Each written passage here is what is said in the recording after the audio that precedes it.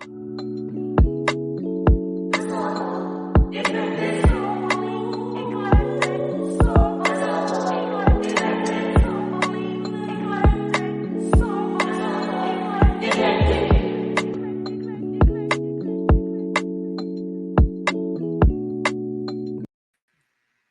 everybody, welcome to the Soulful Eclectic. I am your host, Dr. Diana Collins, and I want to welcome you to today's episode. If this is the first time that you're joining me, welcome. Thank you so much for taking the time out to be a part of the Soulful Eclectic and listen to what it is that we have to talk about today.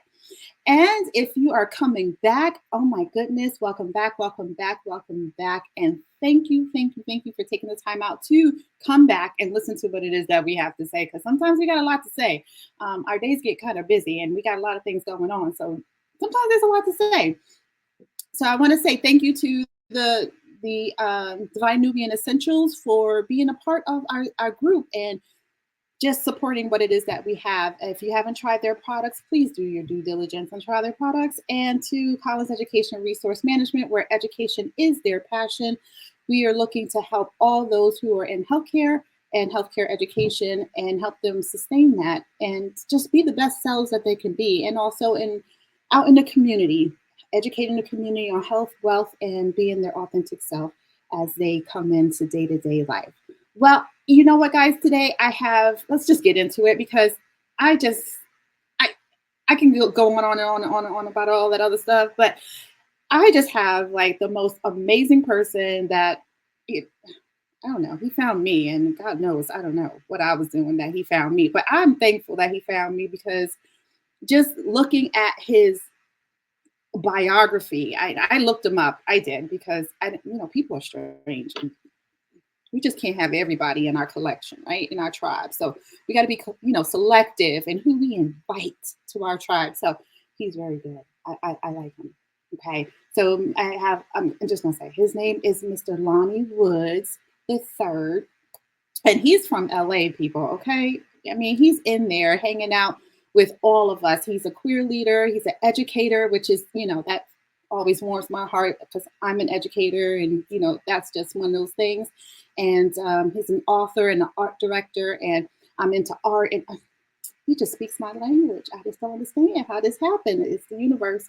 The universe is working, and I love where the universe is going. So I'm just going to ride this ride with the universe, right? So I'm just going to stop, and I'm going to just introduce with my new friend, Lonnie Woods. Hey, Lonnie.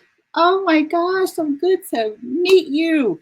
I know we talked briefly and, we had our little spiel before getting on, but I told you, I read your stuff. You doing some things. I can't hear you.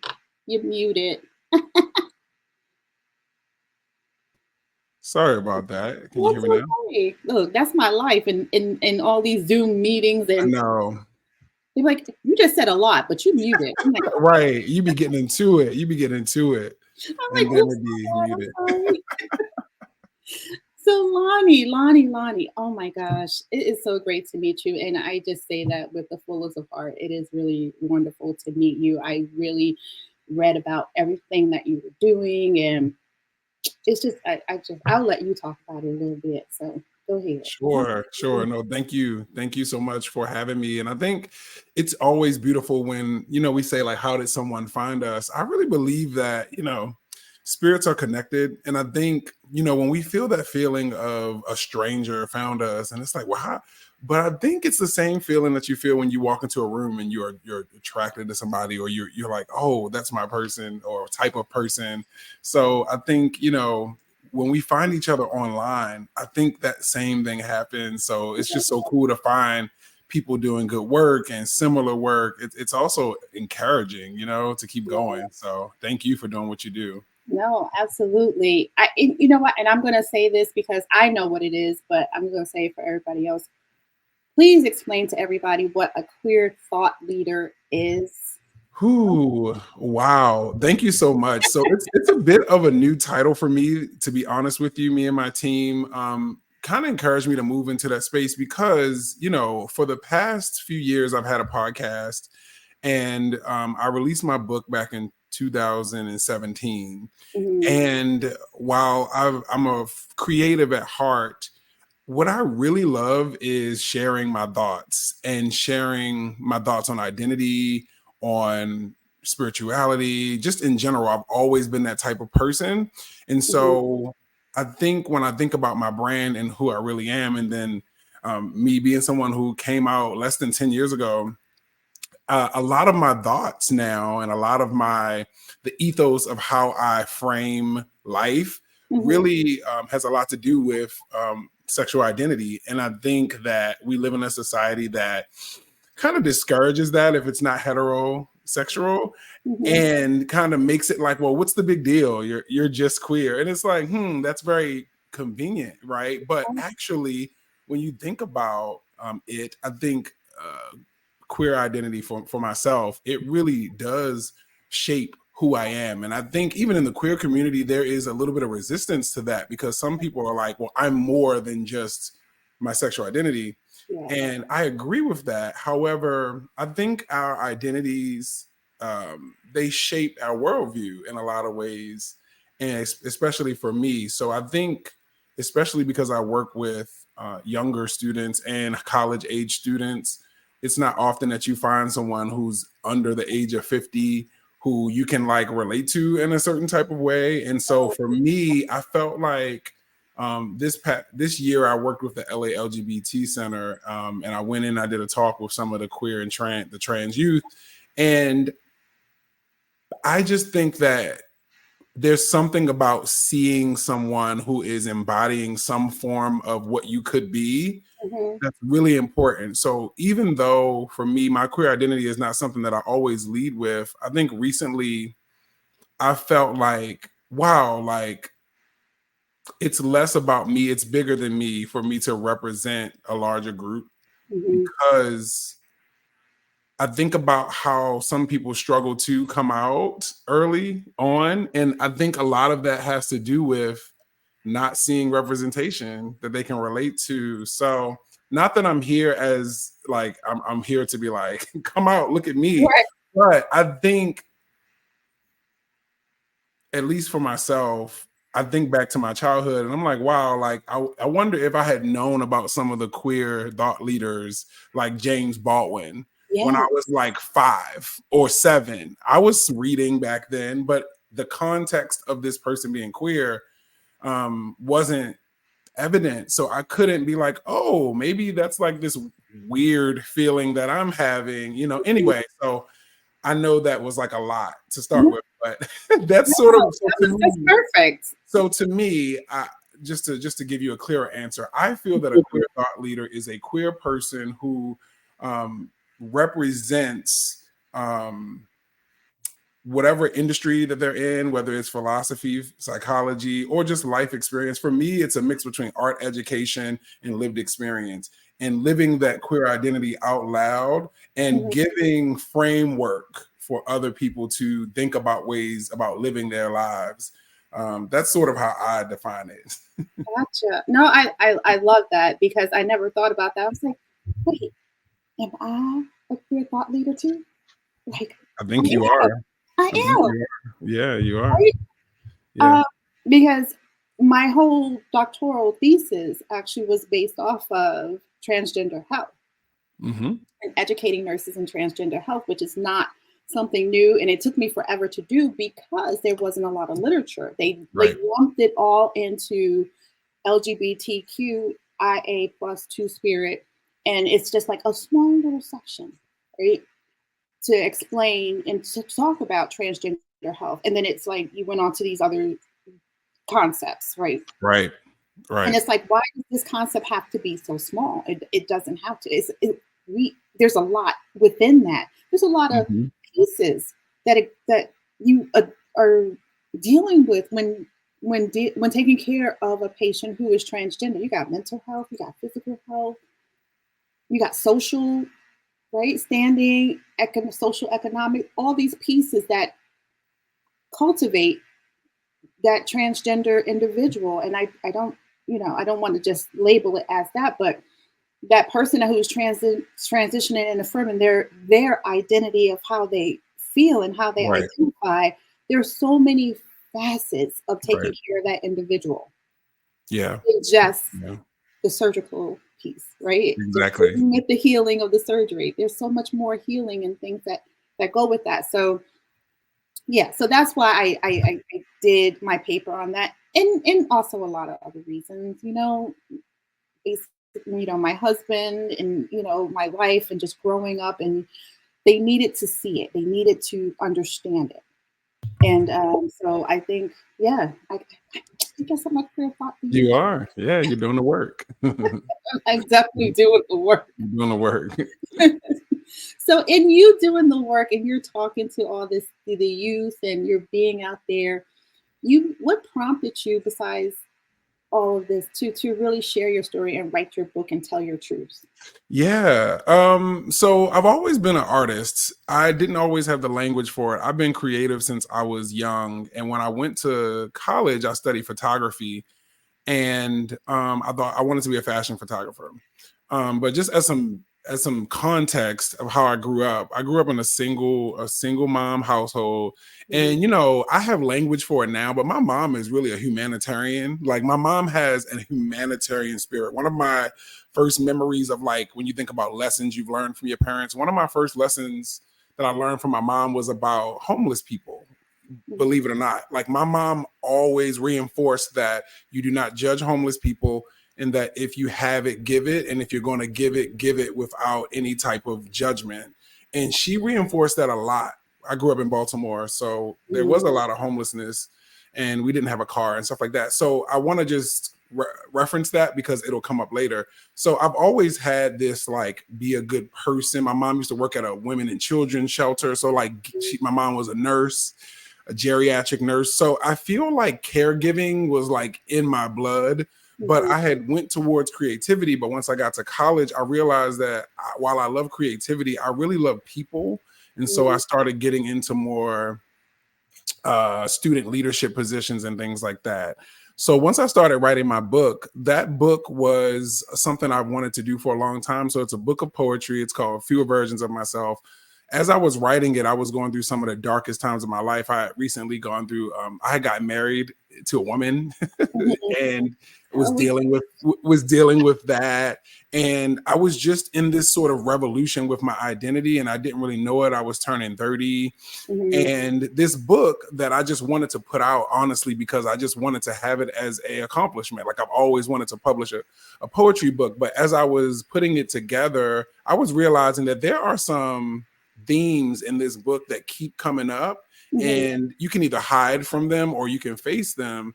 And what I realized is that some of these poems were from when I was in middle school and stuff like that. And I'm like, oh wow, you were a caged queer kid. Like a lot of it was like, some of my earlier poems was about like feeling trapped, oh and a wow. lot of like morality talk, and a lot of like um just feeling trapped within something, but I didn't have the language for it. But as I got older, I'm like, oh, you're gay, baby. It's like, Yes, you're gay, it's what it is, baby. honey. You And so got when they talk about your inner child, I think I met my younger self when I was putting the book together. And it became really clear that, oh, this is about you battling with your queer identity. it. And Mhm, so I decided to name it Fewer Versions of Myself, because I realized that over the years I had created all these different versions of myself to protect myself in yeah. different situations. So to answer your question, I think that, like I said before, I don't believe that our lives are lived to be insular. I think that I struggle sometimes with whether, like, I agree with like us having a purpose anymore. I used to really be like, purpose was the thing. But Yeah. while I don't know if I believe that fully anymore, I do believe that our lives are lessons that Mhm, other people need to learn from, hopefully while we're still alive, in my opinion. So right. I think stepping into being more open about it and also sharing, I think, is about the mission being bigger than me. I don't think that I lived all of that just for it to happen to me and for me to like live happily ever after. I think there's a lesson in there about authenticity and Yes. staying true to yourself that I think other people can learn from, whether it's about preventing mistakes or not. I don't really care about that part, because we all are going to make like these non-linear Yep. decisions. But I do think that if I can just walk into a room or a classroom and one person feel seen, and I imagine that you see this in your work too, right? If I'm a trans person and a nurse comes in, you can tell when a nurse is LGBTQ friendly. I don't Yes. care what anybody says. You can tell when nurses are anti-Black. You can tell when doctors are anti-Black. I've sat in many appointments and felt so ostracized and so isolated and so judged and so mistreated in medical situations. So for me, it was about how can you be your authentic self and show up and help other people feel seen. So that's sort of why I'm a little bit more active now. No, I love that. So I'm going to share your book because I do got it up. I'm going to share that. Thank you. Let's see how this works because every time I try to get tech savvy, I always mess It it up. starts. I know. Same with me. Every time I'm trying to like share my screen, it's like, what's going on? Yeah. I was like, so I've been praying to the computer gods. It's like, just please be kind. Like, Good please work today. today, please. Please. Okay, this is okay. We're friends today. For sure. For You sure. I know, know. so I realize that like technology is also intertwined with the universe. Like, it's I don't care what anybody says. Like, even though it's like it's this digital thing, like I feel like when there's like different things happening in the world, I feel like technology sort of it'd be wonky too. it does. It does its own thing. So, all right. So here's your book, and I Yeah. read the synopsis. I'm like, oh, I'm so gonna get this book. Yeah. I really, first of all, I love the title "Few Versions of Myself" because Thank when I think you. about it, um, it's all the you said something that brought to that you were like had to all these things that people that you were being inside of you. Mhm. It's like all the Mhm. masks that we Mhm. wear as we are navigating all these places, these things that we're doing because we do I'm starting to not carry so many masks with me because things get heavy. Heavy, heavy, Oh man, heavy. they get heavy, and it's just one of those things that it's I show up as me. And I have this everybody out there. It's not something that happens overnight. It's not something like a switch that clicks. It's not. This is I believe it's a lifelong journey to continuously show up and be your authentic self because there you will come into challenges where you just want to put that mask on because it's just easier, right? It makes it because we it's I think it's ingrained in us to want to make people around us feel comfortable and feel Right. safe, right? Yeah.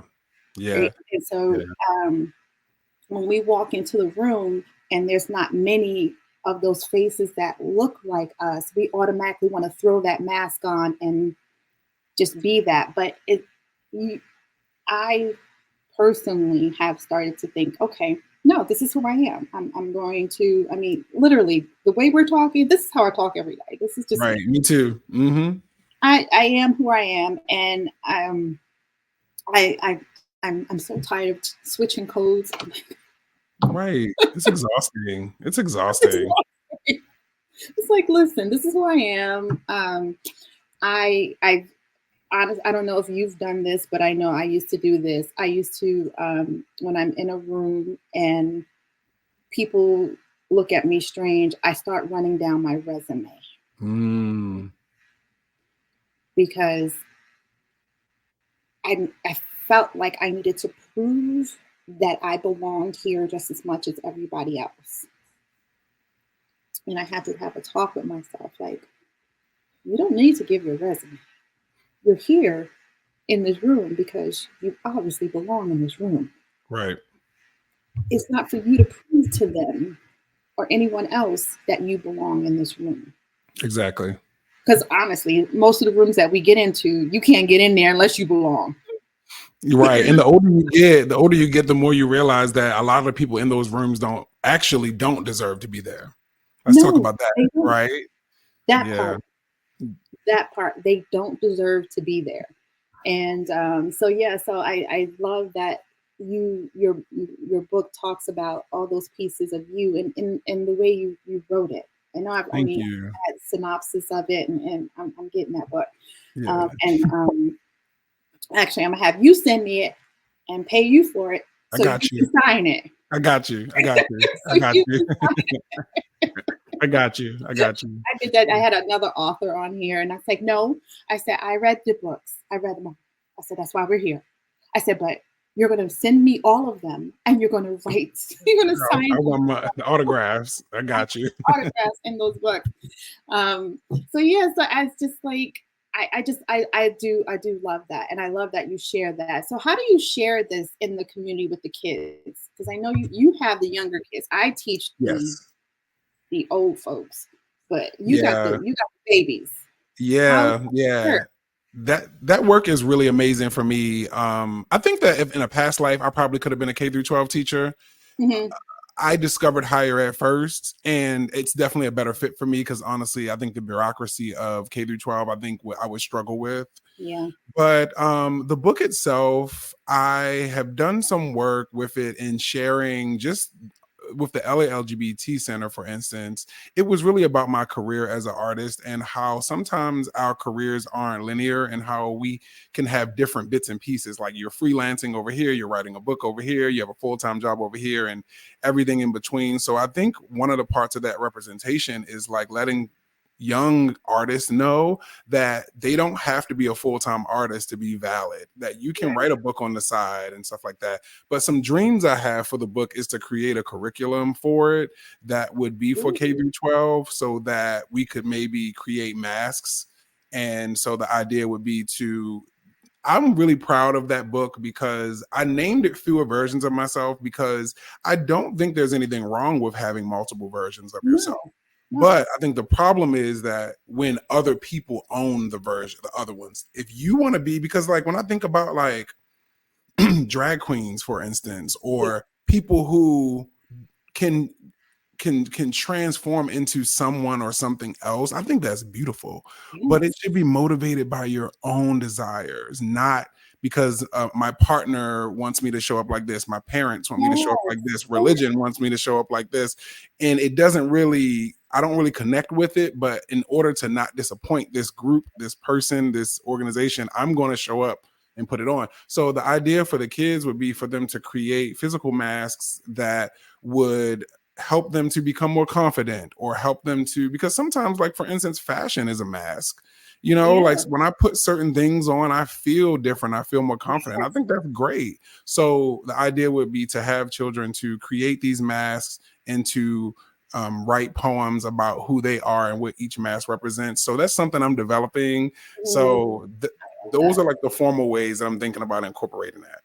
No, I love that. And I love that because it shows the, again, you sharing that the right side of your brain with the left side of your brain and how the Mhm. two can work together. Sure. Because we're always taught you got to do this, you can't do that, you got to do this. And, same with me. I went to school, I did all these things because I shut off that creative part of my brain because we didn't talk about that growing up, right? You couldn't Right. be an artist. It just wasn't feasible. It was nothing we talk. You go to school, you go be a teacher, a doctor, a lawyer. Right. Hmm. And we change that for the youth. I'm like, yeah, you can do that, but if this is truly your passion, then do it. Like I just Exactly. started acting like 5 years ago. Wow, that's amazing. And I think it is amazing. It's so great, and I'm having the best time. And it's not work to me, even though I do have to work to study my scripts. I have to do my one. It's work in that aspect. It's work you enjoy, and I think that's part of that creative piece that you have too when Mhm. you're doing your writing and you're doing your Yeah, painting, and you're working with the kids, and you. I love that you're sharing that with them. That you don't have to be linear. There could be other parts of you. So, explaining that piece of the mask and yes, the different versions of yourself is really important because, like you said, it's okay to have different versions of yourself. for sure. Because I mean, especially if we're moving back to the queer identity part of it, some of those masks are necessary for safety, right? So when I think about trans folk, I think about of feminine men. I think about gay men in general, gay women in general. We have to armor ourselves, not out of desire, but out of safety. Out of Safety. safety, right? Like, so I know so many queer people who even when I was living in New York, like they would not take public transportation with certain outfits on because they were going out to the club and they felt comfortable with short shorts and maybe a bra, or maybe they had on lipstick, but or Right. whatever. But they would take Ubers and have to spend more money. And I know other drag performers would do the same thing. Like, I'm probably going to not be out in public right now, so I'm going to put on this pair of jeans and this hoodie just so that I can be safe.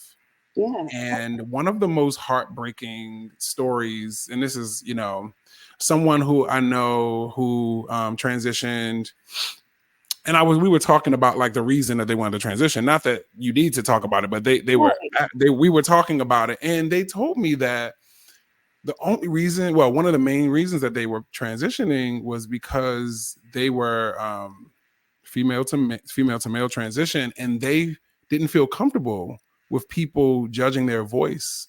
Yeah. And they were like, if it were up to me, I would just show up the way I do, but it's becoming dangerous for me to look the way I look and sound the way I do. And that really breaks my heart that some people feel that they have to take these measures in order to feel safe in our society. And I think, without getting into politics, like, we need more policies to protect people from things like that, because it's really harmful. So for me, with the youth, my other goal with sharing it is, I think the younger you can catch a person, the less masks they create for other people. So it Yeah. excites me when I work with 11th graders and 12th graders. I don't work with anyone below high school for the most part, in college, but just to know that I could catch them at a point of development where they could be like, oh, wait, I don't have to do that. You don't have to do this for your friends. You don't have to show up like this at school, and so that brings me joy, because the older you get and the longer you take to develop, which you're like healing journey, which is fine. I don't think there's a time period for you to heal, but if you can catch someone early before they start creating all this stuff, That part. like, why not? So. Exactly. And then that's what we want to do as we're growing into who we are. Let me help the younger generation not make the same mistakes, or at least lessen the blow, right? And the consequences behind those mistakes. Exactly. They'll think about it a little bit more and recognize that they are enough. They're enough. Which, yep. I don't know about you, but I know for me personally, I wasn't told I was enough. So to have now go out and as an older adult, feel like, and come into that I'm enough. No, you're not about to tell me. Exactly. That kind of thing. And then raising my children, and in that same mindset, to know that you are enough. I want you to know, and I need you to know that you are enough, and you show up as you are. If they don't like you, that's their business. Right. Exactly. They can go about their business and do what they need to do, but you don't change who you are just for someone else to like you. And that goes for friendships and your relationships outside of that as well. So, because we do that, I was telling my good friend here that I feel like when I was growing up, felt like the runaway bride. Remember, I don't know, with Julia Roberts, the movie. Yes. Right, where she was everybody. She changed herself to be with the person that she didn't really have her own identity. And that's like, I can identify with that, because for a long time I changed myself to be with whoever I was with, and I liked the things that they like, and I did the things that they did, and it's like, what do I like to do? What do I want to do? Kind of thing. So. And it was never nothing I would have done. Like, I wouldn't have done that. Right. I can relate to that for sure. Yeah, I think especially one of the coolest questions that I've learned to ask your parents, I got from Iyanla Van Zant, but from Iyanla Fix My Life, which, whatever. But the question that she said to ask your parent was, where were you in your self-worth journey when you met my father or mother? Because when you think about it, those like genealogical traits, they get passed down in terms of like how we seek love. And it's so interesting when I asked my mom that question. My mom was, speaking of runaway, like she at a young age, she was disenfranchised from her family. So when she met my father at 20 or whatever, I think it was this sense of, this is someone who's showing me love and attention. Yes. And I haven't felt this before in this way. I didn't get it from my parents. And so there was this person that was, in my mind, I'm making this up, but if I go back to it with the language, I think my dad love bombed her. You know what I mean? Like, like I think he was also running and like showing up in a certain type of way. And it's so important because when I think about some of my earlier relationships, that's why it's so important to talk to your kids about that stuff. It's like something you don't think about. But that's how some of my first relationships happened. I didn't feel like I was enough, and there was somebody who really, really liked me. And instead of me assessing, just because someone really, really likes you doesn't mean that they're for you. Right. And there are people that I was in relationship with in some way that liked me a whole lot, but because I had such a low self-esteem in that way, it felt like this was the person and I should just go along with it. And that was a huge lesson. And it's funny you mentioned that whole self-worth thing, because I just went through another journey with self-worth because I thought I was okay, right? I was like, and what I realized is I went to therapy, and my therapist was like, our focus is going to be self-worth. And I was offended, actually. To be honest with you. I was like, I'm super confident. I have this, that, and that. Like I was living in New York City at the time. I was like, I'm a confident person. What do you mean? She said, you are confident, but self-worth and confidence aren't necessarily mutually exclusive. And I was like, what? And what I realized is that I was confident in a lot of external things that I was able to produce because subconsciously I was taught that high achievement equals my worth in a way.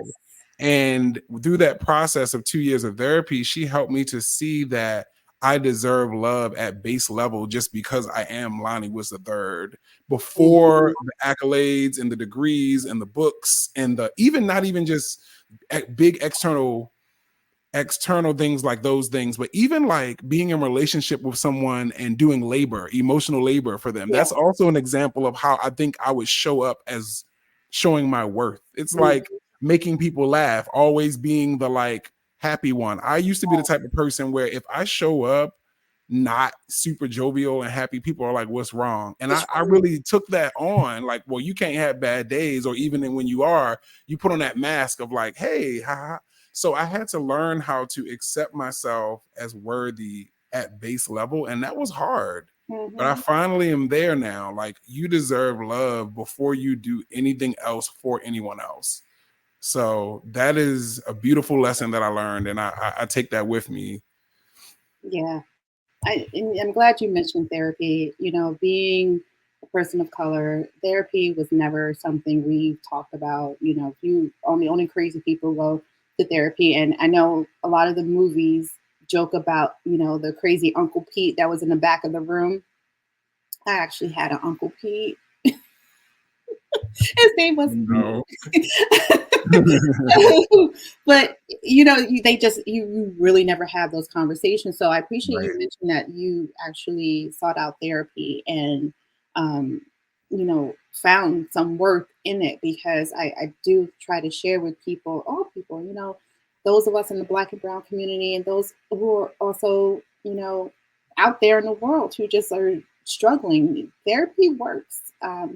But it's only as good as what you put into it as well. So if you go in and you want to go in and lie to your therapist, what the hell are you spending your money for? Exactly. You gotta tell some cold hard truths. Take responsibility. Yes. Ooh, it is. Okay. And I think for me, therapy is great, but I think if I'm being honest, I'm very self-aware as a person, and I'm a how do I say this? I think my emotions more than I feel them. So like there's a word for it that I can't think of right now, but I can articulate my feelings, but I can't always feel my feelings. And I think that's just like trauma. Like, it's just the way that I process things is more so cerebral. That's what they call it. I'm a cerebral processor. Yes. And that was some of the work that we were trying to do in therapy. And she's like, I want you to feel your feelings. And she asked me something that I never been asked before. And I was like, girl, you trying it. Like, she was like, where do you feel it in your body? And I was like, what are you talking about? She's like, no, I want you to close your eyes and tell me where you feel these emotions. And I was like, I think at the time I was like, it's in my chest, it's in my throat. And I was like, whoa, because I just don't really. She's like putting your hand on your heart. And like, I'm like, whoa, like I've never done that because I was raised in an environment where emotions, I had a parent that didn't know how to process emotions, that had been running, that had been dealing with trauma. So there was no skill set of like processing your emotions. You just kind of went through stuff and you had to get up and go to work the next day. You have to get up and go to school the next day, or it gets swept under the rug. Yeah. So growing up in that type of environment, while very loving, and I think my childhood was great, you know, we all get left with residue from our childhoods. I don't care how great your parents are or how bad they were. Nope. But that's one of mine, is that that along with my attachment style being more avoidant, I'm very cerebral with my emotions. So I've been trying to learn how to feel it, and it's difficult for me. Yeah, it's a challenge. It's a challenge. Like I learned I'm a people pleaser. I'm like, really? Right. You'd be like, for real? Am I? And then you'd be like, damn. You think so? Then you think about stuff. I'm like, oh, well, I did do that to make them happy. Oh, I really didn't want to. So yeah, so it's like it really kind of really makes you think. When you said something that triggered a thought, Curtis Jackson, Mr. 50 Cent himself, right? Said, I saw it scrolling through like social media or whatever. He said, depression is a luxury that all of us can't afford. So when you were talking about how we just get up and just go, we hold on to it. It's a luxury, right? Because we got to go take care of those kids. We got to go pay the rent. We got stuff to do. So I truly understood where he was coming from with that thought process, because a lot of us did suffer from depression and do have some remnants of depression and, you know, social anxiety, but we got to go out there because, you know, I can't live on the streets. I got to take care of these kids. Now, mind you, we do have some that could not hold on to that and did succumb to their, you know, their mental illness, because I'm just going to say what it is. It is a mental illness. So they succumb to it. So, and that's where we have those who were homeless and, you know, doing all these things and whatever. But when he said that, I was like, I thought about it, I was like, yeah, I really didn't afford myself that luxury to allow that depression to really take me to a dark place like some people get to do. I don't say it like that, get to do, but they do. Yeah. Yeah. And like, even when you think about, like, I believe in like Maslow's hierarchy of needs. Oh, absolutely. Right. Have you heard of that? Oh yeah, I teach it all the time. Oh yeah, right. Of course, you know. But I think what people forget, especially Black or brown people, when we I think we've gotten into this space where we weaponize therapy, like, oh, you need to go to therapy. Yes. But some people don't even have the first layer, the first level of Maslow's theory, which is this air, food, shelter, water. Yes. And then the next one is safety. The next one is love and belonging, right? So it depends on what level they're in. They don't even have the bare necessities, and you're expecting them to go up and see a professional about their mental health. So I think, you know, I find that this society really hammers down on poor people and also Black and brown people, in this sense of like, well, why don't you just go and like do the thing and, you know, get the help you need? It's all out there. It's all equitable. It's all equal. And it's so much more complex than that, you know, and especially for working class folks, poor folks that have to work. So no, yeah, it's not acceptable to everyone. And honestly, and I'm just gonna put it out there, my kids probably get mad at me for saying it. But they actually were in therapy since they were probably four, Hmm. That's four. great. Um, because like you got married to a woman early on in your years. I was with obviously I got two kids, right? So I was Something happened. something happened. It wasn't a immaculate conception there. Right. Though it probably would have been easier anyways. Right. But it's just one of those things that I needed them to really understand that the things that they're going through and understand their feelings and emotions because I wasn't afforded that. Um, so they went early on to therapy, so they know about it. They've been in it for years, and now to the point where they're like, yeah, I don't. What are they gonna do for me? And I was like, no, no, no, no, no, no, bring it back. Right. Because it's helpful. It really is. Mhm. And I tell my students, I tell my patients, I says, I still check in with a therapist ever so often, to make sure I'm still doing what I need to do and doing that. That's my part of my self care. Mhm. Mhm. And if you think about it that way, you're taking care of yourself, your mental health, your well being, because you can't. Mhm. I just by me, I'm a nurse practitioner, I'm a nurse educator. I'm given to all day, every day. There's something given that I'm given. I'm married. I'm giving there. I got the kids. I'm giving there. I got the students. I got my. It's just a constant well that just keeps going. And if I don't replenish that well, which in the past I wasn't, and I'm sure you've been there where you were just Yep. giving your Yep. soul away, and it's like Mhm. you're running on fumes. Yep. And you can't do that. And then you have that wake up moment where the light switch goes off. It's like, oh no, no, no. I have to relearn that word no Absolutely. for you people. Absolutely. And stop and not feel guilty for saying no. And not giving an explanation for saying no, because we're good for that too. Yeah. It's like, Yep. no, because I have to do this. And it's like, no, just no. Nope. No. Just Complete sentence. It's a complete sentence. It's a complete no, sentence. No. Period. no, period. That's it. And Yeah. so it's like, so do you teach your students that too, as you are talking about, you know, mastering who they are? Right.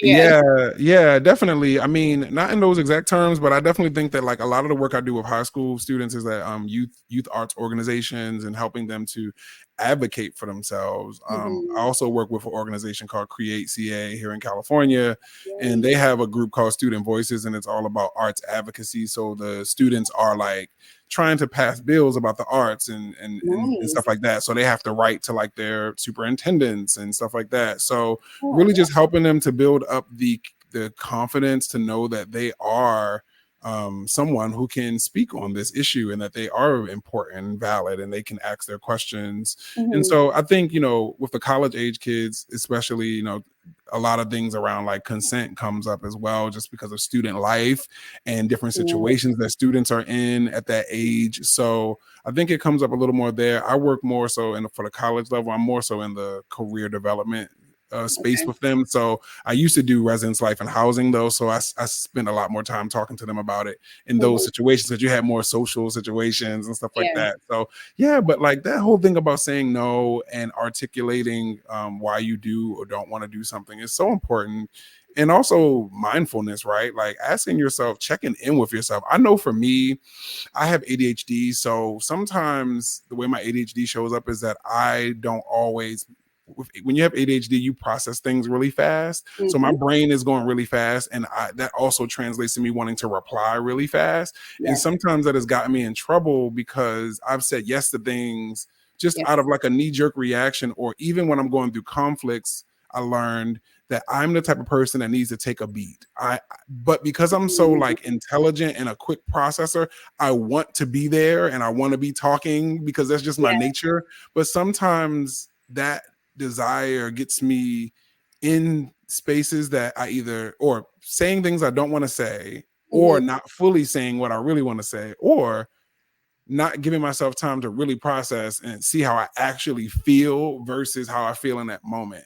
So I think it's so important to check in with yourself. And that's something that I've learned and I still struggle with, because I think there's something about being able to show up and respond that I think serves me in some type of way. I'm just being honest. Yes. I'm just being honest. I'm not all the way done. I think it serves me. It serves that side of me that is servitude or something, like, oh, you're asking something of me. Let me answer. Yeah. And I'm learning that sometimes I need a day. Sometimes I need a day. And what I used to struggle with is that sometimes I tend to attract people that do not like conflict to linger. And you know, those people that are like ready to wrap it up, and you're like, and so sometimes I feel pressure to wrap it up. And I've learned that I have to be like, I know that you want to get to the answer, but in order for me to truly respond the way I need to take a day. I need to take 2 days. I need to write in the journal. I need to process it and then come back. And that's been hard for me, because that's like in a way I'm saying no. I'm saying no, like I'm not ready. And people judge that sometimes because they think you're running away. And even my own father, it's funny. I don't have a really good relationship with my father, but we had an interaction a few years ago where we got into a conflict, and he said something like, you're always running away from things instead of, and I felt so gaslit in that moment. I'm like, oh, wow, this is what happens when someone's not doing what you want them to do. They sort of can take a part of you that you really need. Like, you know, actually, I'm not running. I'm actually like not someone who can quickly, and it's probably because of you, honestly. It's probably because of you that I can't think on my feet and actually be in touch with myself, because I need time. And so I've learned to try to take that time, and I still struggle sometimes to just stop and say, whoo, okay, I'll give you that answer later. Right. That's hard for me. That's really hard for me. I think that's a challenge for a lot of us, because I see that too. And it's funny you say that, because my husband is really good at that. He'll stop and he's like, you know what, I'm just not going to answer that right now. And me, I'm like, no, I need you to talk to me. Like, tell me now. And he's like, it's better if we just wait. And you know, he'll go in the garage or whatever, walk the dog, and then he'll come back and he's like, okay, I can answer you. But then it's like, I don't want to talk about it. How about that? Right. Right. Yeah. And realizing that it's not punishment. Yeah. Right. It's like, no. But and you know, the logical person that I am and the knowledgeable person that I am, I know this. I know he needs some moment to process it. I get it. And I appreciate it, because I'd rather have you come back with a polished process answer and conversation than a blow up, I got to eat my words conversation. Exactly. And I respect that, because I do think, because then I'm going to learn from you, because I'm not going to even lie and say I'm too big to learn. No, I'm okay. I'm gonna take that beat. I like that. Yeah, that's nice. It's nice. It's I nice. Like that. You know, nice. so, and then I started doing it. And you know, when he said, "Are you going to answer me?" I'm like, "Yeah, not at this minute. Let me think about this for a minute, and then I'll come back to him with an answer." So I was like, "Okay, I like that. I like that, because it does slow me down." Yeah. Yep, it works. It works in professional settings too. It does. Those emails where you be ready to cut somebody out. Like, if you really, as I said, woo, per my last email, right? You know what I'm saying? And sometimes those are still valid. I still send those sometimes, but what I've learned is that when I respond quickly sometimes, and I'm so frustrated, then sometimes you have mistakes in there, and you're not. I realize too, you don't always get the fact checked, because at work it's like, let's fact check this to make sure that it's even valid before you get to, you know, being. So it does work, but it is a hard practice, especially for people like me and you, that like we're so smart, we're so self-aware, we can give you an answer. Like, I feel like I can talk about any topic. You can tell me, you can talk to me about astrology. I mean, I'm I okay. don't know a lot about astrology, but I can sit there and talk to you about it if you ask me. I can have So an intelligent conversation about it. I'm good. exactly. I can make some inquiries and some hypotheses and like some theories, Absolutely. So I think for me, it's just slowing down and remembering that, again, I deserve love. So when Mm, you deserve love just for being who you are, you don't have to show up for everybody the way that they would prefer you to every time. And yeah. that's where that comes from. I think it's like, oh, someone's asking me something. I want to be sure that I answer, because that's where my validity comes from. Yeah. But it's like, no, like you actually still are valid. Your feelings matter. The way Mhm. you process matters. So take what you need. But I think for me, a funny part about this process for me though, is that I used to use that as a crutch to not address things. I'm Uh, being honest, right? So I used to like use it as a way to make it go away. Like, let me take some time. And then yes. like, but then my therapist was like, but Lonnie, you got to come back now. Like You got to come back to it. you can't just hope it goes away, because that's what I used to hope. I used to hope that it went away. And Right. she suggested that I put a time period to it, because it's like, how make a time, say a day, say 2 days, and Mhm. really come back at that time and say either you need more time or be ready to face it. And that's really good advice. And I It agree. is. Yeah. Yeah. It is. And I'm sorry, I'm falling apart over here. I told you I wasn't home. So It's okay.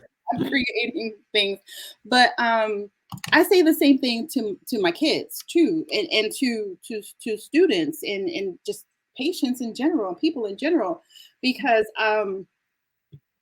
it's just it's helpful. And I'm just going to use my students as an example.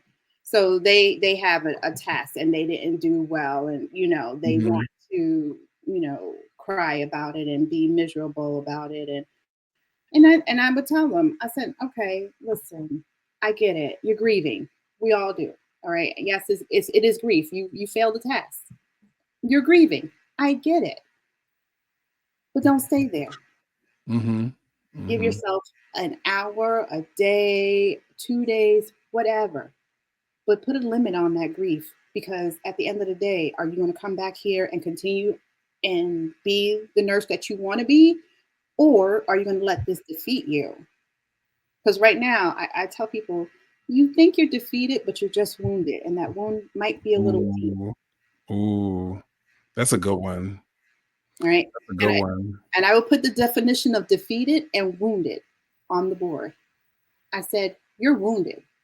You're not defeated. Mm. That makes so much sense, because defeat is final and wounded is temporary. That's what I get from that. Yeah, it's temporary. It's you'll heal from it. You'll still have the scar, because we do need some things are going to scar you depending on how deep that wound was. You're going to have a scar, but we always need that reminder so that we don't go back there. That's good. I'm going to use that. Are you wounded or are you defeated? It reminds me of, are you having a bad day or are you having a bad moment in your day? Right. Because a lot of times something bad happens and we just define it as a defeated day. It could be 9 a.m. You got a call. How my day is done. I'm like, Let's say you broke up with your partner that morning. It's like, I'm having the worst day ever. It's like, really? Are you? Or just was a part of your day really sucky? Or right, like, even for your nurses, right? Is this part of your shift really sucky? Is this right, interaction with this one patient really sucky? yes, and it makes them stop and it makes them think. And you're like, yeah, you're right. I was like, yeah, I know I'm right. So that's not right. Right. No, or, I'm waiting for you to come around. I know I'm right. right, I know but I'm right, but thank you for realizing, what I already do. But it goes along those lines, right? Are you wounded or are you defeated? I Okay. love And that. the same thing, when it comes to failures, because nobody wants to fail. Nobody. Mhm. But who was this? Confucius, I think, said this.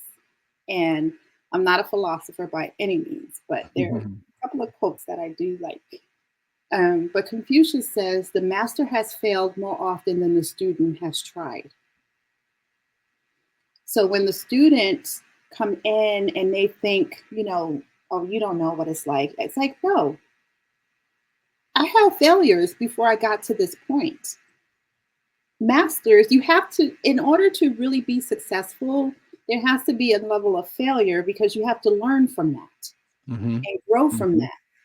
So there's failure somewhere, even in the most successful person. They've had a level of failure.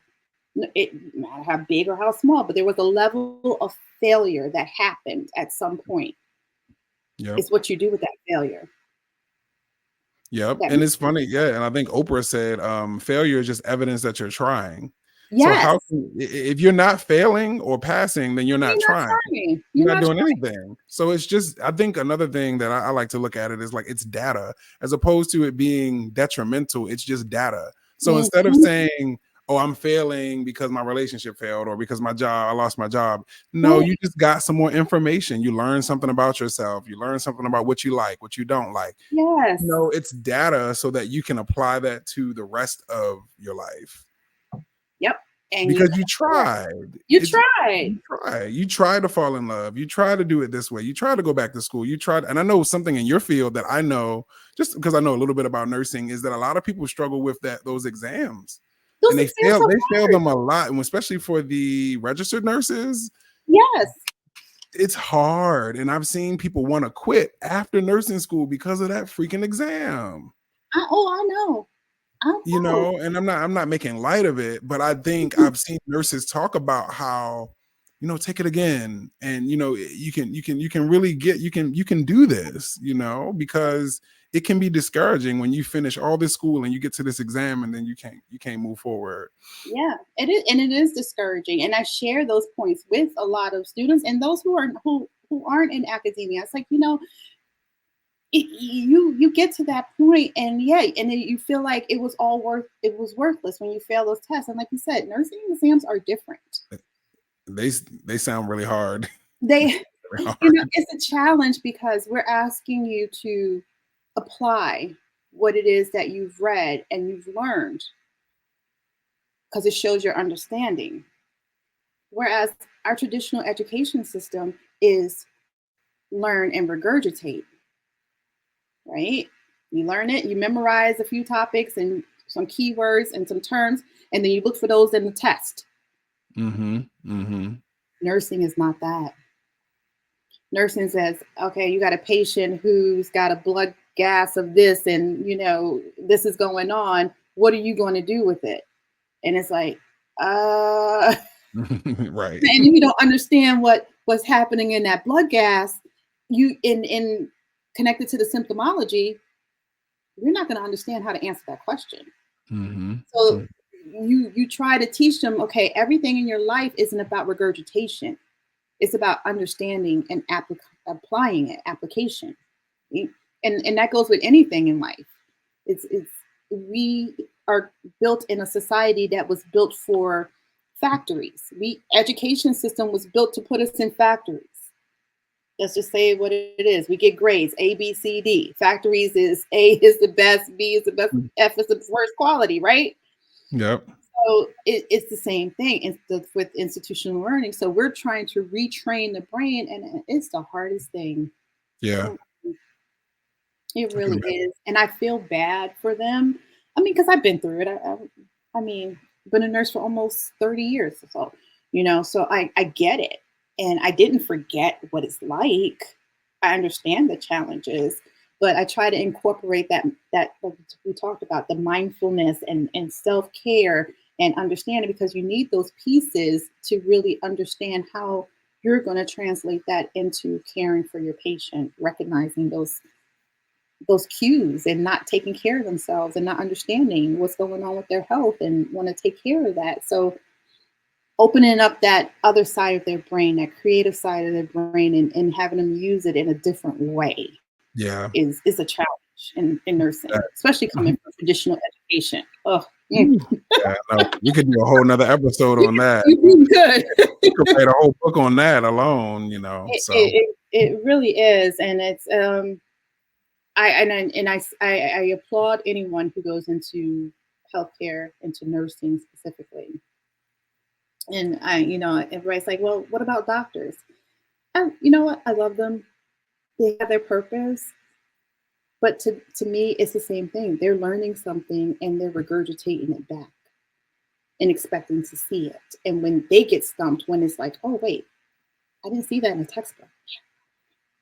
People aren't like textbooks people, you know, kind of thing. So it's just, man, it's Yeah. a challenge. I'll take, once I learn more about the medical system, because I'll take a nurse practitioner over a doctor any day, over a because nurse practitioners have a sense of, well, good ones, I suppose, have a sense of connecting and questioning and curiosity that doctors don't have, to your point. And I think it's because the way that nurses are taught to support the needs of the patient, doctors are like more so like in this hierarchical space of like, I'm the doctor and Yes. everyone, they don't really tend to take a lot of time and effort and energy to listen to what you're saying about your body. It's like you went through medical school in a system that taught you like nothing about Black and brown people, nothing about, to your point, queer people, but even beyond that, like everything isn't linear with medicine. Like it's like, oh, just because the blood work didn't come up, I'm telling you I have this pain under my arm or whatever, and you're telling me it's fine. But it's like, it's not fine because I know what my normal body feels like. And there's, so I find that nurse practitioners, at least the ones that I've experienced, they just have a better bedside manner, and they're a bit more curious and accommodating versus trying to just rush you into a diagnosis, which kudos to nurses. So Thank thank you. you. Thank you. We are a rare breed. We are a rare breed. And like, Sure. I'm glad you said that, the good ones, right? Good ones, yeah. Because right, there's there's that. struggles in every industry, yeah. There's that. There's For that. sure. But before, because I'm looking at the time, I'm like, oh Lord, we've been talking. We've been yapping, yeah. Your podcast. Okay, what did I do? What I did wrong? Yes. Come on, research. You did your research. I did. I told you. I love that. What did I do wrong? Yes. Okay, so what prompted you to start that? Because I just love the title, like your book. What I did wrong. Yeah. You know what? The podcast came out of 2020. Another thing I've always wanted to do. Well, I think that in a former life, I probably would have gone into journalism or something, because I really have always like orating and being, I don't know, like I used to read the back of like potato chip bags and practice reading things out loud. And I used to read out loud in class. Like I've always been like, I think, a forward facing type of person. So the podcast, again, is another way for me to talk, right? And I was like, I've always wanted to do a podcast. So 2020 came around, I did it. But the reason why I did it and the whole premise around it is mistakes. And I felt like in the sort of like self-help space, there's not a lot of talk about mistakes and like really focusing on mistakes. So I wanted to do a whole podcast about mistakes that I've made and the lessons I've learned from them, and try to release people from the shame of making mistakes, because mistakes are in the past and it's like we can't do anything about them except for take accountability and try to learn from them. So I really wanted to be vulnerable and say, like, these are mistakes I've made, these are things that I've done, and I've also had other guests come on and share mistakes. And so these topics, they could be any topic. I've talked about everything from like money management to getting fired and having my identity in work versus myself. I've talked about body image. I've talked about, college mistakes I made in college and stuff like that. So it's been really cool. I have 5 seasons. I'm on a little bit of a pause now. I'm wanting to come back with season 6 next year. And so it's really just a podcast about mistakes and really like taking away the sting of mistakes. Like I want to make it normalized, because it is normal. It's normal to make mistakes. So let's talk about them and let's remove the shame and normalize them, because they're going to happen. No, exactly. And I love that. And I was like, yeah, because I mean, in this whole growth as we doing this, because same reason why you started your podcast, same reason why I started my podcast, is because I felt like I had something to say. I had things to share, and it's a way. I love talking to people. I love it. I'm an ambivert. Okay, I'm like the quintessential ambivert. I like go out there and I talk to people. And it's like, okay, I had enough. I'm like hide for a little bit. Yeah. This is why I'm in a cabin for like a week, so I can hide from Right. I'm the same way. so I can hide. But it's and I think we honestly we started our podcast around the same time. Oh, wow. Yeah, I think a lot of us started things in 2020, it was like, let's just do 2020 was our year yeah, for sure, for for sure, creativity and growth. That was our year. for sure. Like, let's try everything because the world is so uncertain. We might as well try. So Yes. here we So are. yeah, so 2020 was a birth of many things that I have done. Um, but I love that you are talking about you and the things that you've done and the mistakes you've made and the consequences behind them and how Yes, you navigated that because again because that goes back to that I'm wounded not defeated and I'm going to show you right absolutely. I can Yep. show you better than I can tell you. Exactly. Yep. I had a former therapist, a different one than one I was talking about. She has a more African indigenous practice, and Mhm. she talks about us being wounded healers, right? Like Oh, us yeah. not us be we have this ability to, and quite honestly, I think it's what makes you relatable to heal Mhm. others is that you're not perfect. You're not, you're someone who has done things. And I think that, man, mistakes have really knocked people off the course of their life and they don't have to. Mhm. And what I learned is that it's not really the mistake that knocks us off the course, it's the shame. Yes. It's the not letting for the lack of forgiveness for yourself that holds you back. Because the mistake, yes, can really mess you up. I'm not saying that. The mistake itself Mhm. can change your life. I mean, let's not be. I'm serious about that, depending on how big the mistake is. Right. But I do think that a lot of the ones that we experience, it's really the shame of having Mhm. a baby out of wedlock. It's the shame of being gay. It's the shame of being Mhm. trans. It's the shame of not doing what your parents want you to do for college. It's the Yes. shame of and the disappointment you don't want to experience. That's what keeps you trapped most of the time, not really the actual mistake. And then you get older and you realize the mistake was actually doing what everybody else wanted you to do. And then now Yes. you're trying to like make up for lost time to be yourself. So Right. it's like let's limit that is my goal when I work with like young people. Like I want them to walk away from me, hopefully spending less time trapped being Mhm. someone who they don't want to be. Yeah. And it's easy to fall into that trap um, and forget For what sure, you're who you are. especially And for especially youth because they're still developing their brains, so it's harder for them because they're being pulled in all these different directions. They don't even know what they want yet. And no, so peer no. pressure, you have parental pressure, teachers, the internet, your people at school, and your brain hasn't even fully developed yet. So Mm-mm.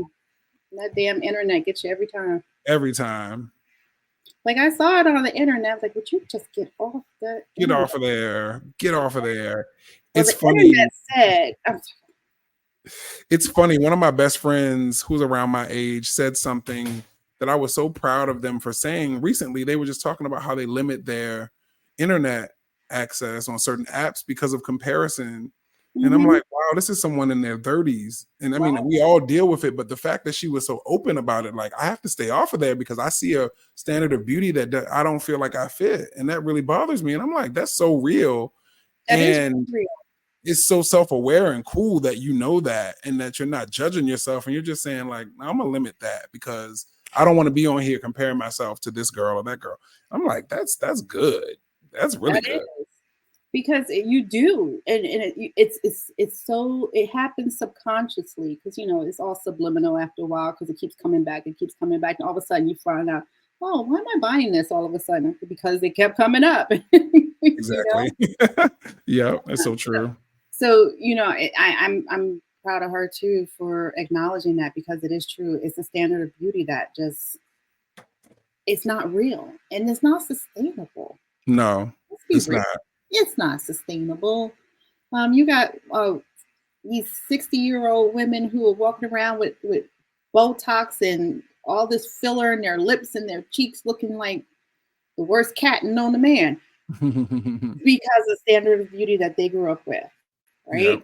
So yeah, Yep. I mean, it's just ill. No, again, I kudos to her. Kudos to her Yeah, because it kudos to is. her. I'm proud of her. I'm proud of her, because that's something to say as an adult. And I know that younger people, you struggle with it even more. So I was telling her, I was like, wow, like if you're able to say this, imagine what a 12-year-old girl is feeling like when they look at Yes. someone, or a 17-year-old or a 14-year-old. So No, I commend her for that. So yeah, I mean that's awesome. So I, I mean I'm going to show your artwork too because thank you. I Thank can. you. You can't not. I will. Please do. I appreciate that. I appreciate that. Because I'm all about the arts and as you know I joined again. I'm going to tell you on here, but Tucson. I'm in Arizona, so the Tucson drawing studio. We started being a part of there, and they are a bunch of predominantly white, but they're getting more people of color to be a part of the art because we are out there, right? And a lot of our art is not seen. So I appreciate them for, taking on that initiative. And during Juneteenth is when we actually found this art place. It was like a random date night kind of thing. Let's go here because we love art. And the art was freaking amazing. And I'm just looking at my house. I'm like, you could be all that stuff you got at the house. Right. Right. We can do this. We could put that up, we could be a part of this. So we did, and he had we both. I keep saying he, but I was a part of that too. I had a couple of pieces in there, but most of it, the collection was his. But we did our first art show during a fundraiser, so it was pretty cool. That's I didn't sell cool. anything, but it was cool to be a part of it. Yeah, that's cool. He does lino etching. Oh wow, that's amazing. Yeah, Yeah, I know about that. oh, That's so intricate. it is. And I'll show you some pieces later because I'm not going to do that here. But Yes. it's Yeah, really cool. offline. It's really cool. It's really cool. But I was looking at your stuff, and I just was like, oh my goodness, what he is just doing his thing over there. Yes. And thank you. I've always been so multidisciplinary, or whatever you want to call it. Didn't have the language for it, and I struggled for years because this world and our education system tells you that you can only be one thing, especially if you're Black, Oh especially yeah, if you're queer. It's of like you course. can only be one thing, and I'm so many things. Like I truly You am. I'm a are. creative, I'm an educator, I like talking, I like drawing. I mean, well, not so much drawing, but photography. I like Mhm. helping people with branding, and it's just felt good to be older and be able to put all of it into one place and feel like I can be all of this. Yes, yes, and I love that you're doing all of this, and it makes my heart smile because sometimes I feel like I'm like just this crazy woman that has like 50 million things that she's got going on in my life. Same. And I understand. I had someone ask me the other day, and she says to me, she says, "If you, which one of these things that you do is your passion?" And I said, hmm. Mm. It's like, why do I have to choose? That was my exact words. Well, why do I have to choose? I mean, I love them all. So she says, okay, talk to me about my podcast. So I talked to her about the podcast, and I was, all the things that are going on about the podcast. And she said, okay. She says, talk to me about your education business because I have a college education resource management where I tutor nursing students and I go out in the community, teach about health and wellness and equity, healthcare equity. And she said, okay. And she said, now tell me about your skincare line. So I told her about that. And I told her about that. And she said, now tell me about teaching. And I told her about that. And she's like, wow, you really do. She says, not one time she said, your voice just lit up with each one of these things that you talked about. And I say, because they're all my passion. They're all pieces of me. And I love each and every piece. And now I'm adding my art, getting back into my art. I says, I'm loving this. Yeah. I'm loving this stage of life where I can actually learn me, right? And you said learn, you have to learn Learn yourself. yourself. Yeah. Yeah. So I get to learn me. And I said, it took me 40 years to even start thinking about me, let alone learning me. I love that. So I said, so now that I started thinking about me and I'm learning me, I'm starting to put all those things that I've learned into practice. So again, that's where all these pieces come, and I get to meet fabulous people like you. I mean, like Me. I said, how can I go wrong in any Perfect. of this? It's perfect. Mm-hmm. Um, Mm-hmm. Now to get it to be so that I can do it and not work a 9 to 5. Hello. That part. That's the That part. part. That's when you really got something going on. Yeah. That's when you know you really got it and you could dance for real. Right now, I Right. just the Exactly. legs. I Yeah. want to get down and groove because Hello. because then you can really cultivate all these pieces, Right. and then you get those people in your life. And I'm quick to get rid of a naysayer because Same. tell me I can't. I'm gonna show you I will while you on the outside looking in. They, I have, I mean, I'm sure like you do, have people in your corner that are going to support and lift you up and tell you Yes. when you're wrong. And I love those people. Even though most of them sometimes is my husband, I want to just knock him out, but I love him. Um, it's just it's a growth, and it shows how much you've grown. And I'm sure with your podcast, with your book, your art is showing how you're growing and how you're evolving. And I love that. And it shows the different stages you're in Thank life, you. right? Thank you. Because you're not yet 40, right? Not yet. Yeah. Not yet. You're Next gonna be year. and like I said, that's the next stage. Like you Yeah. took the stage to learn you and to cultivate you and build you. Now that next stage when you turn 40, it's on fire. Yeah. I feel it. I feel it. I was feeling really anxious about 40 earlier this year, probably even up until recently, but now I feel like I'm walking into like a level of expertise or something. Like I don't know, it's like I feel like I've paid my dues and I feel like I have more to learn, but I just feel like wow, like you can really sit in your gifts, you can really be valued, and you're an expert. Like you've been doing something, it took me a long time to realize that, but it's like, there's a certain amount of hours that you have where you're an expert, and you've been doing something for 10, 11, 12 years. You're an expert, you're good at what you do, Mhm. and you don't have anything else to prove, and that feels good. Yeah, that does feel good. Yeah. So did with your chest puffed out again. Yeah, for real. Like, I got this. This, right? So and you're hitting that 40 mark. I'm hitting that 50 mark. Mhm. So now, when I told you I started this journey in 40, 50, now I'm like going to ready to soar Yes. from this point on because it's on and popping. It's on and popping. I love that. It's on and popping. 'Cause we still And here. We we still still here. here. We still here. We And still here. how many people probably counted us out? Hello? Even in my own family. Even in your own family. That's the wild part. Yeah.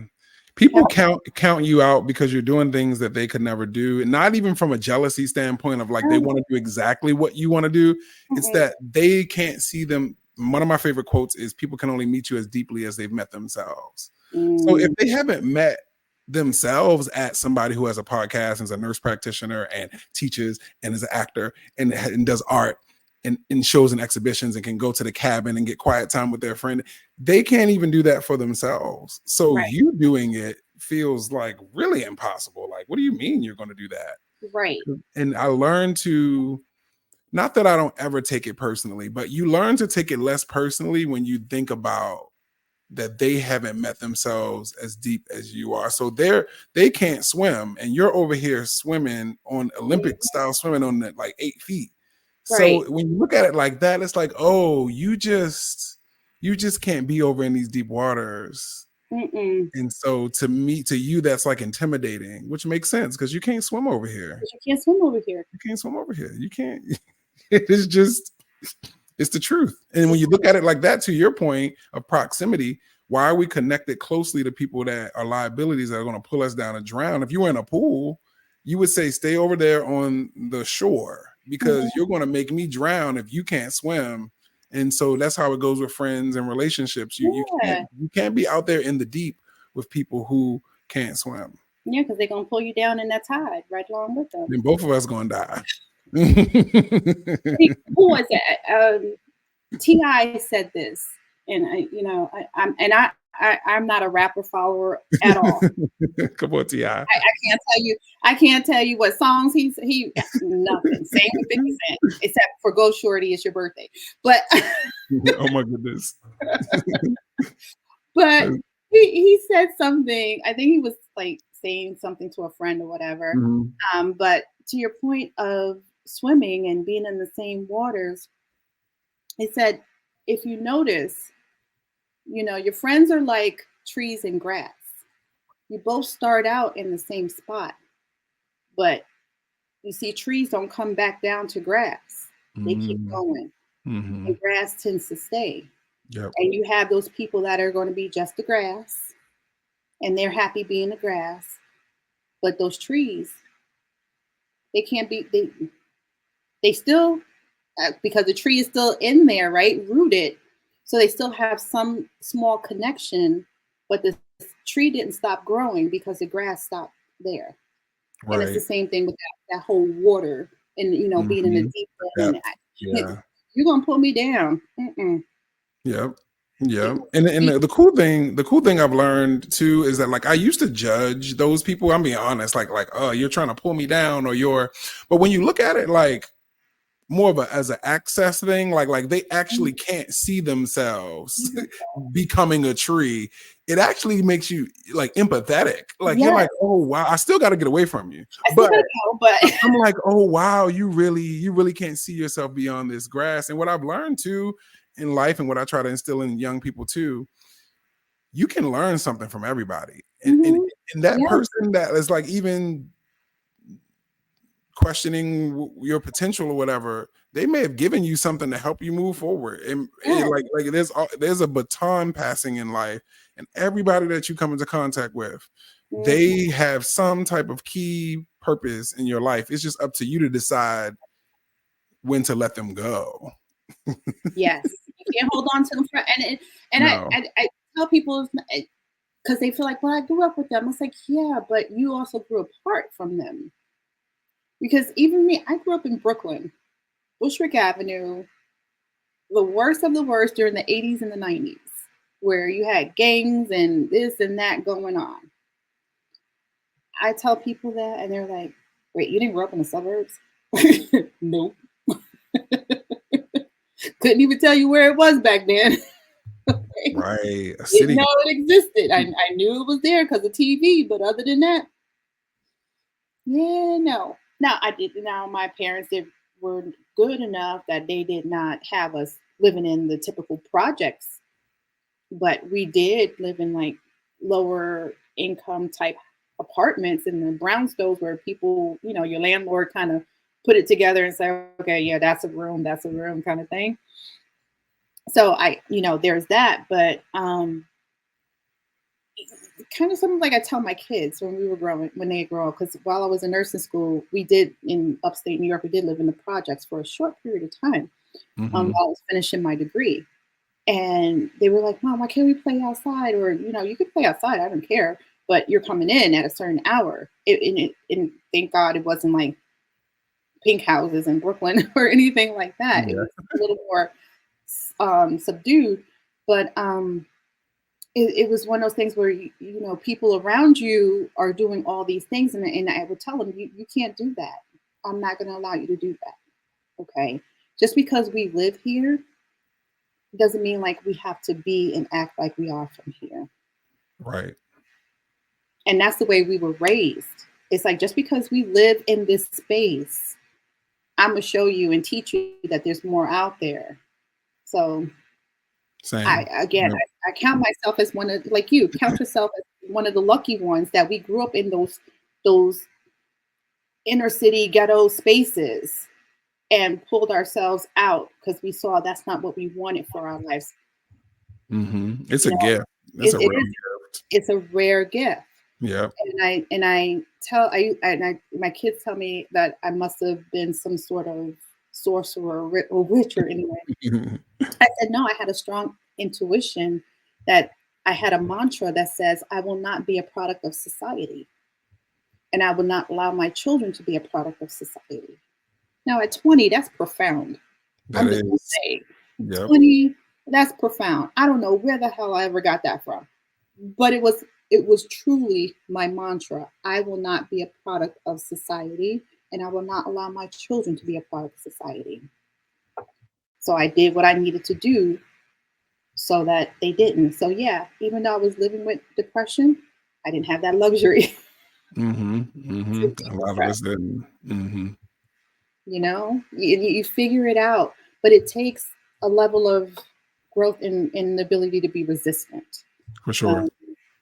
And I don't know if you do anything but trauma awareness, trauma focused care, and trauma focused education with the ACEs, with adverse childhood experiences that we have. They have a test, a series of tests to show you where you are in that ACE scale and how much trauma that you probably experience. And based on your number, you take the resilience. And I did it. I was just like, you know, I'm an educator. I got to do all these. I do all these things to better. Yeah, we love a good assessment. We love a good assessment, right? So we go in there, like, all right, I did this, and it's like, oh damn. Right. Okay, yeah. So here we are. Here we are. Yeah. Face to face with it. It's like, yeah, I guess I do have some childhood experiences that could have affected me negatively. And you take that resilience test, and it's like, how? Wow, I would never expect it to be this resilient as I am based off of where we come from. Right. And there is that innate ancestral resilience that is built into us, I think. And you have those who can't find it or don't have access to it, which is why they stay where they are. And those of us who tune in to it and don't know why we're listening to it, but we're listening to it. Yep. Thank God. You know, Yep. And it's nothing but. And I'm gonna say this last. I'm looking at the time. I'm like, good Lord. So my kids would ask me, my students would ask me. I call my students my kids too, so I use them interchangeable. They would ask me, how did you do this? Because I would tell them, I said, you think you're the only one that invented going to school and working at the same time? Right. Like, no. Right. Said, we did it with kids. We did it working 1 and 2 jobs while we went to school. We did, like paying bills and doing all these things. We did it to get here. So you're not the first one to invent this. And then, I tell them a little bit about my story and how I became a nurse. And they're like, how did you do it? I say, you know what, that old saying, God looks out for babies and fools. I said, sometimes the biggest fool gets the most help. I said, I got here only because of my tenacity and my grit and not wanting to be a victim of society and want to be a part of society. I didn't want to be a statistic. And that was my driving force. And I share that with the students. It's like, you choose your path. It's all going to be work. What are you going to work to? Work to be in the same space or work to level yourself up? Time is going to pass and you still need to do the work. You choose which work you're going to do. True. Yeah. That's so true. It's so true, right? Yeah. So, yeah. So, I'm not going to keep you any longer because I can talk to you more and more and We more. talk more and more. We gotta catch up again. We will. And I definitely will reach out to you. And if you find that you have something going on that you want to share and you want to come back on, please just let me know. Will All do. my guests, I tell them all the time, I say, you come back on anytime you want. I say, because it's just me and my show and I just go do what I want to do. So anytime you want to come back, just come on back. And, and I'm definitely going to call you back to pick your brain about a couple of things too. For 'Cause sure. For sure. I would love to. I would love to. yeah, and anytime, just let me know. I'm pretty open. Again, Okay. it's my show. I talk about everything from soup to nuts. I think a couple of weeks ago I was talking about sex or something. I saw that. I was like, okay, I gotta see what's going on in this episode. It's so important though. All of it is a part of the human experience. It It's like really I is. love everything that has to do with the human experience. I think if I could, I probably once I learn the language, like I really think I'm like a sociologist. Like that's how I think, or like I really love society and humans and how humans interact. I think it's Yeah. very interesting, especially under the guise of where we are in our political system and how everything's so oppressed. But it's like if you really look at like Yes. we're all very similar, and so it's We just are. interesting, yeah, to Yeah, the way we're separated. I It's think it like was meant to be an anthropologist, to be honest. anthropologist, something like that. Yeah, It was meant to be an anthropologist because I love studying people and what makes them click and the cultures, the ethnicity, what drives them, and I love looking at the back of history at the Aztecs and the Mayans and just the natives and how they came, and it's all fabulous to me and it's all yes, it learning and I is. just love it. And I tell people all the time, if you don't have friends from all over the world, you're seriously limiting yourself No, because you're missing out. you're You're missing missing out out. on some Yeah, I amazing agree. things, amazing people. And it's not about, and I tell people all the time, it's not about cultural appropriation, it's cultural appreciation when you do Sharing. that. Because Hmm. I'm not adopting a culture and claiming it as mine. Oh, exactly. I'm appreciating it for what it is and giving it is just due. So Yeah. yeah, I think we got some more talking we can do. Yes, for sure. Thank you so much for having me on, and I'll make sure I Absolutely. get you that book. Yes, and I'm gonna put you in the waiting room for a little bit, and we're gonna talk about all that other stuff. But Okay. look, my audience know how I get. I get off, and I just go on my own We love little. a tangent. We love a I tangent. do. I go off on a tangent, and it's some they be good ones too. Listen, that's where the best stuff comes from, the tangent sometimes. It really does. But I thank you so much for You're taking the welcome. time out and being with me, Of joining course. me in this lovely cabin while I Of course. it's my last day, and I'm like so hurt by it, but it's okay. Yeah, enjoy it. I'm enjoying the moment to get back to that Grateful. hustle and bustle of that life, but it's okay, Life but it's great. It's great, and we are blessed to be able to do it. to do it. And I said, Absolutely. we're blessed to be able to do it. So thank you. You're And welcome. I'm going to have you skirt on. Oh, before we go, Yes. where can people find you? I know I have the website that Website. we were Yes. sharing. So is that the main place that we can find you? Yep, you can find me on my website, LonnieWoods III.com. Just spell it all out. But I'm also on Instagram with that same handle and TikTok. I share a lot of my thrifting and style inspo on my TikTok. So I'm a big thrifter and vintage Yes, shopper. I saw that. So I love sharing, helping people discover their personal style through thrifting. So yeah, you can find me in those places. And I would love to chat with anyone who wants to collab, any arts organizations or just individuals, always open for collabs. I love it. And we're collab forever. Ooh, Forever. forever. It's like, I love Love it. I love it. it. So thank you so much again. And You're welcome. put you in the waiting room, but I'll be back to you in a second. All right. All right. See you. Bye. Yeah. So guys, thank you so much. I know. Y'all know how I get. I could talk. I know. I gotta stop. But hey, this is who I am. Authentically me. So here we are. So thank you guys for joining us. And If you have any questions, please feel free to reach out.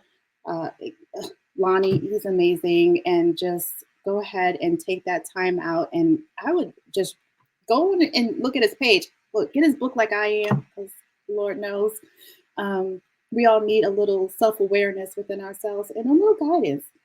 No one's above that, for God's sakes. But he's got some wonderful things, and his art is amazing, like I showed you guys. So therefore, there you go. You got some great things in there going on. So I appreciate him so much for joining us. Thank you, Lonnie. Thank you, thank you. And before we go, I'm gonna share one more thing, and then we are out of here. So actually, no, I'm not. I'm storytelling. We're gonna leave it at that because we did enough today. So with that, guys, take care of yourselves, take care of each other, and remember, okay, like they say on an airplane, you got to put your oxygen mask on first before you go help somebody else. So you can't give from an empty well. So do some self-care. So take care of yourself and each other. Namaste.